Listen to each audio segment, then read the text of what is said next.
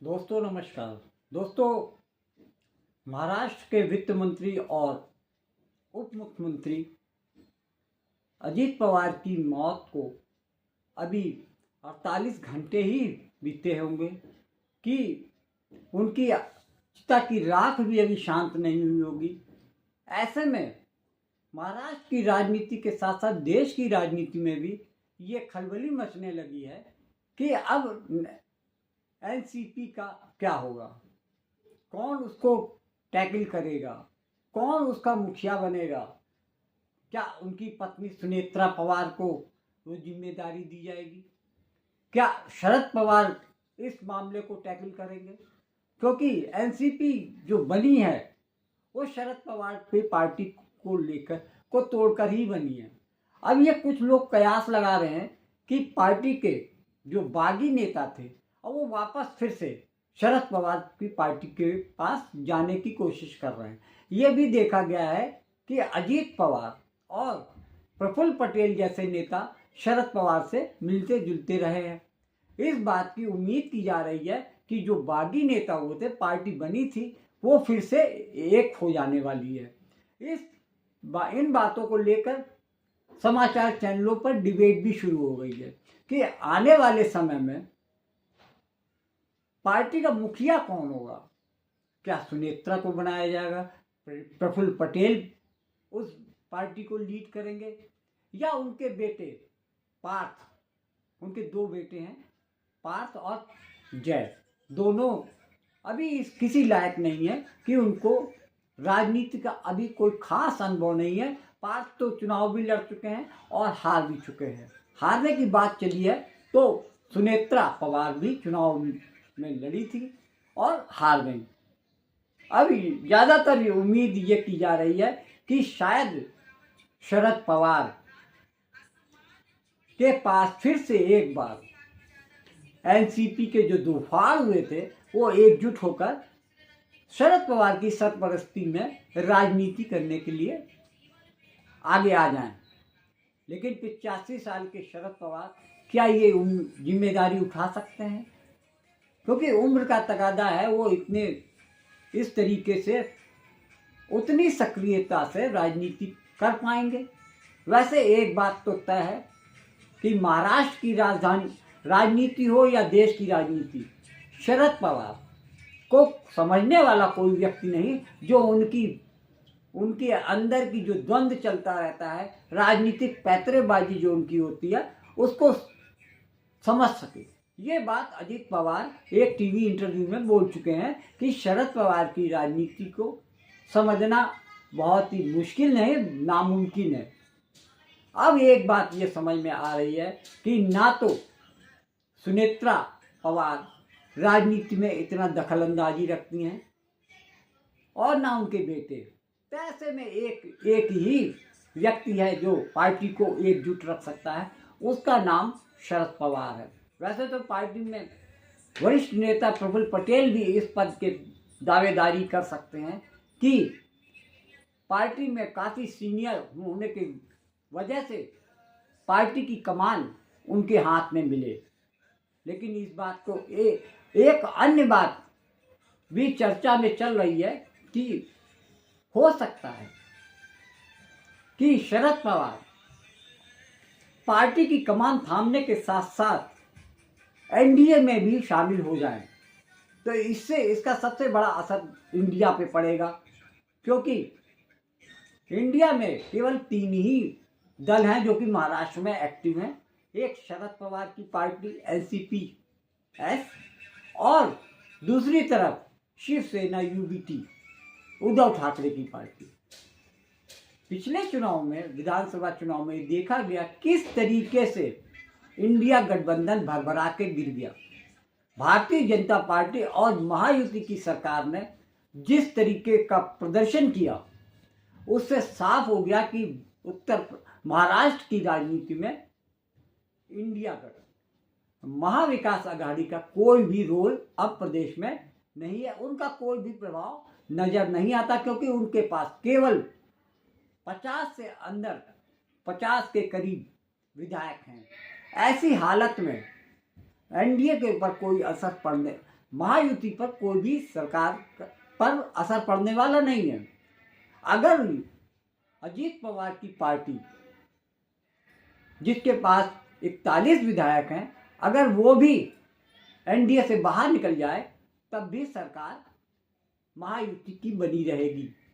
तो ऐसे में अब ये सवाल उठ रहा है कि अजीत पवार के जो सरकार में उप मुख्यमंत्री थे, क्या उनके बाद न रहने पर वो पद किसे मिलने वाला है? सारा तिकड़म उप मुख्यमंत्री को किस तरीके से कब्जा लेने, काबिज करने होने के लिए अब पार्टी के अंदर ही अंदर ये बात खाई जा रही है कि इस पद पे क्या सुनेत्रा पवार को जगह मिलेगी या प्रफुल्ल पटेल, जो कि एनसीपी अजीत पवार की पार्टी में सबसे सीनियर नेता है, उनको उप मुख्यमंत्री बनाया जाएगा। दिलचस्प बात यह है, अभी 2 ही दिन हुए हैं अजीत पवार की हवाई यात्रा के दौरान उनकी मौत को हुए, और पार्टी पे किसका कब्जा रहेगा, पार्टी किसके हाथ में जाएगी, कौन पार्टी का कमान संभालेगा, किसके हाथ में बागडोर आएगी, इस पे चर्चाएं आम हो गई हैं। आपको ये वीडियो कैसा लगा? आप इस बात पे अपनी राय अवश्य भेजें। आपकी राय और सवाल का 28 तारीख को, यानी कि कल 28 जनवरी को राजनीतिक जगत में एक खबर आने से पूरे देश की राजनीति में उथल पुथल मच गया है। ये खबर लगभग 9 बजे के करीब समाचारों में दिखी कि महाराष्ट्र के उप मुख्यमंत्री अजीत पवार का एक हवाई यात्रा के दौरान निधन हो गया। इस बात को लेकर पूरे महाराष्ट्र के साथ साथ पूरे देश में लोगों को हैरानी हुई कि जो व्यक्ति सुबह तक भला चंगा था, अच्छी तरीके से अपने क्षेत्र में बारामती जाने के लिए एक प्राइवेट जेट से, प्लेन से बारामती पहुंचने वाले थे, लैंडिंग के समय प्लेन क्रैश हो जाता है और आधा दर्जन लोगों की मौत हो जाती है। 10:30-11 बजे तक डीजीसीए ये इस बात की घोषणा करता है कि अजीत पवार, जो कि शरद पवार के भतीजे हैं और वर्तमान में एनसीपी अजीत के गुट के अध्यक्ष भी हैं और प्रदेश सरकार में उप मुख्यमंत्री के रूप में तैनात हैं। ये पहली बार नहीं बल्कि 3-4 बार अजीत पवार सरकार में उप मुख्यमंत्री के रूप में कार्य कर चुके हैं। उनकी मौत की खबर जैसे ही आती है तो पूरे महाराष्ट्र की राजनीति में भूचाल आ जाता है। उनके घर पर पार्थिव शरीर को लेकर जब बारामती पहुंचते हैं तो लोग फूट फूट के रोने लगते हैं। कारण ये है कि अजीत पवार ने अपने कार्य क्षेत्र में लोगों के लिए बहुत सारे काम किए। बारामती क्षेत्र जब भी उनका जो कि क्षेत्र है, वहाँ पर वो स्थानीय लोगों के लिए एक भगवान से कम नहीं माने जाते थे। उनके क्षेत्र के लोग शिक्षा, स्वास्थ्य और रोजगार जैसे मामले में अजीत पवार की मदद से वहीं पर इस्टेब्लिश हो जाते हैं।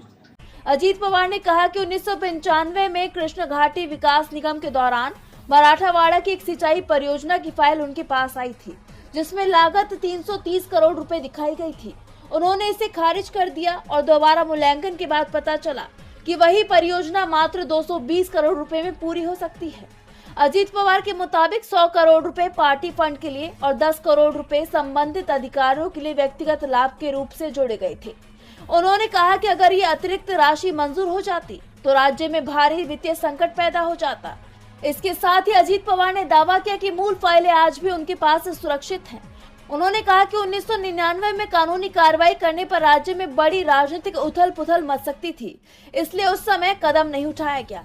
अब उनके इस बयान के बाद महाराष्ट्र की राजनीति में एक नया मोड़ आता दिखाई दे रहा है। अजीत पवार का ये बयान ऐसे वक्त में आया है जब महाराष्ट्र में नगर निगम चुनाव को लेकर बीजेपी और अजीत पवार गुट के बीच तनाव चरम पर है। नगर निकाय चुनावों में दोनों पक्ष एक दूसरे के खिलाफ मैदान में हैं। उनके इस बयान के कई मायने निकाले जा रही हैं।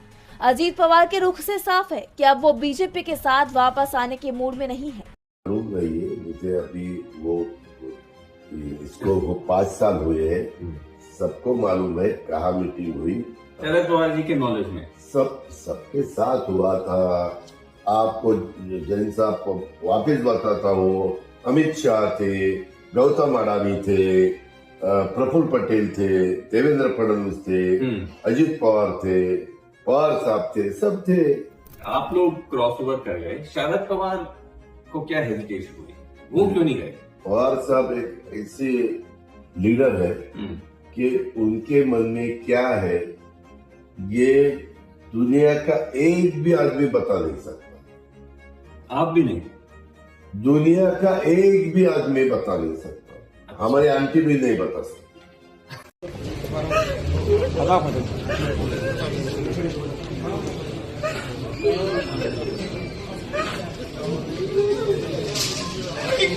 हादसे से पहले 6 महीने पहले गुजरात के अहमदाबाद में एक प्लेन क्रैश होता है जिसमें सैकड़ों लोग मारे जाते हैं।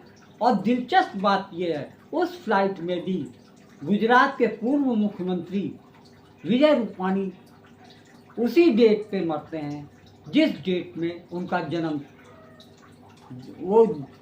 जन्मदिन है, उसी दिन उनकी मौत होती है। उनकी मौत पे भी आशंकाएं जताई जा रही थी। ये साफ अंदर ही अंदर ये चर्चा चल रही थी कि विजय रूपाणी की सामान्य मौत नहीं है, बल्कि इसके पीछे भी साजिश है। ये बात मीडिया रिपोर्ट्स में उठी थी। ठीक उसी तरीके से अब भी अजीत पवार की मौत के पीछे जो कारण बताए जा रहे हैं, राजनीति जगत में चर्चा हो रही है और मीडिया में भी इस बात की चर्चा हो रही है कि अजीत पवार की मौत के पीछे कुछ ना कुछ साजिश है। Of Ajit Pawar, Deputy Chief Minister, he died today morning in a plane crash. I'm really shocked to see the news. There is no safety and security of the people of this country. Even the political leaders, I do not know what is the fate of the opposition political parties, but he was very much with the ruling party. But before few days ago, I came to know that from social network that somebody from other party, they gave a statement that Ajit Pawar is willing to leave the BJP.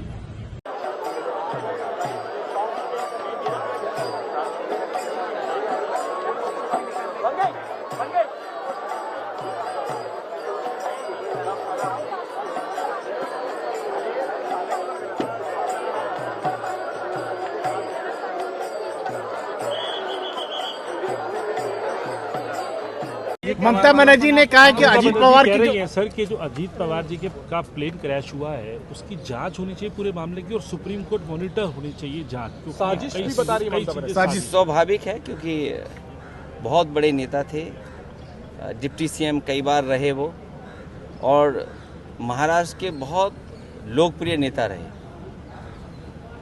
और अगर ऐसी घटना हो जाए, और आज के समय पे जहां हम इतने जागरूक हैं, टेक्नोलॉजी को इतना समझते हैं चीज़ें, तो उन्होंने ठीक ही मांग की होगी क्योंकि वीआईपी के साथ इस तरह की घटना न हो।